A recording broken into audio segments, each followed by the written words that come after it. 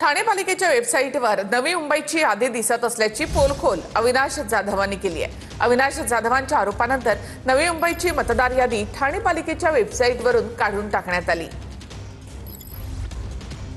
Election 2025 सार्वत्रिक निवडणूक 2025 आता ही आहे। निवडणुकीच्या तोंडावर ठाणे पालिकेचा भोंगळ कारभार समोर आलाय। आता समज प्रभाग क्रमांक 12 मी उघडला। ठाणे पालिका वेबसाईटवर नवी मुंबईची यादी दिसत असल्याची पोलखोल अविनाश जाधवांनी केली आहे। नवी मुंबई महानगरपालिका काय विश्वास ठेवायचा आहे निवडणूक आयोगावर आणि या निवडणूक यंत्रणेवर आम्ही? ठाणे पालिकेत निवडणूक आयोगाच्या वेबसाईटमध्ये घोळ असल्याचा आरोप अविनाश जाधव यांनी केलाय।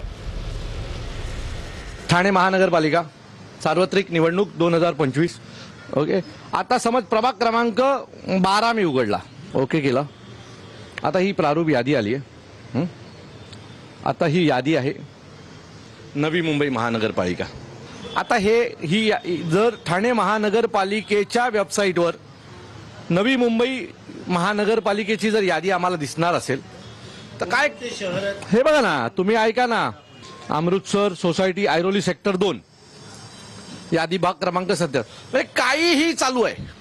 आता ठाणे महानगर ही यादी संध्याकाळी ठाण्यात डिस्प्ले करून रस्त्यावर दाखवणार असा इशारा अविनाश जाधवांनी दिलाय।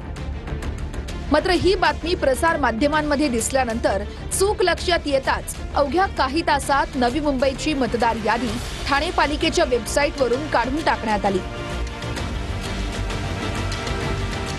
शिंदेचे आमदार संतोष बांगर हातवाऱ्यांनी पुन्हा एकदा चर्चेत आले। भाजप आमदाराबद्दल बोलताना बांगरांनी केलेला इशारा हा सध्या पुन्हा एकदा वादात सापडलेला आहे। भाजप आमदाराबद्दल बोलताना बांगरांनी केलेला इशारा वादात आहे। सन्माननीय महाराष्ट्राचे मुख्यमंत्री एकनाथभाई शिंदे जी शासन आपल्या दारी आणि मुख्यमंत्री काम करतय लय भारी आणि विरोधकाच्या असं आहे। याला काही धंदा राहिला नाही, काही नाही, म्हातारं झालंय, शुगर वाढली आणि हे आमचा म्हणजे जलवा पाहून त्याची 550 शुगर व्हायली आणि राहिला संतोष बांगर दारू पित नाही, पुडी खात नाही, काहीच नाही आगाऊ शोक।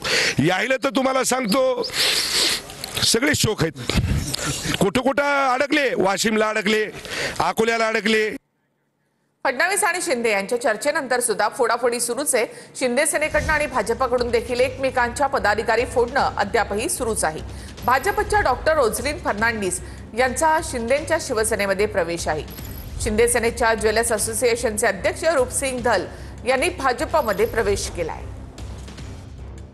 खालचे लोक ही सगळी गडबड करतायत, तर मी त्यांना विनंती करेल का तुम्ही आमचे घेऊ नका, आम्ही तुमचे घेणार नाही, कारण का आम्ही सगळे भाऊ आहोत। आमचे रूपसिंग दल आमचे कार्यकर्ते होते, त्यांना कालच फोडून त्यांनी पक्षप्रवेश केलाय।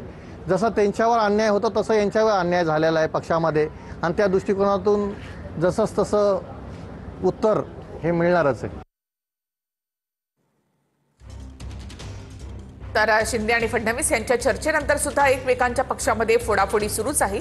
युतीमध्ये असताना एकमेकांच्या पक्षामध्ये फोडाफोडी नको असा थेट संदेश फडणवीस शिंदेंनी दिलेला असला तरी सुद्धा अद्यापही इनकमिंग आउटगोईंग सुरूच आहे। अंजली दमानिया यांच्या आरोपांवर मी काय बोलू असं अजित पवार यांनी म्हटलं। कुणाचा राजीनामा मागायचा, कुणाचा नाही हा तुमचा अधिकार असं अजित पवार यांनी म्हटलं। मुख्यमंत्र्यांनी 24 तासात अजित पवारांचा राजीनामा घ्यावा अशी मागणी अंजली दमानियांनी केली आहे। काय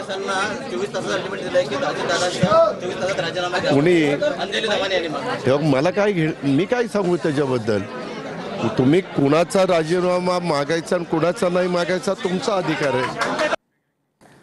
चाळीसगावमध्ये निवडणूक निर्णय अधिकाऱ्याच्या कक्षामध्ये महाविकास आघाडीच्या पदाधिकाऱ्यांनी गोंधळ घातलाय। ठाकरेंचे माजी खासदार उन्मेष पाटलांची निवडणूक निर्णय अधिकाऱ्यांसोबत बाचाबाची सुद्धा झाली। आचारसंहितेचा भंग केल्याचा आरोप महाविकास आघाडीनं केलाय।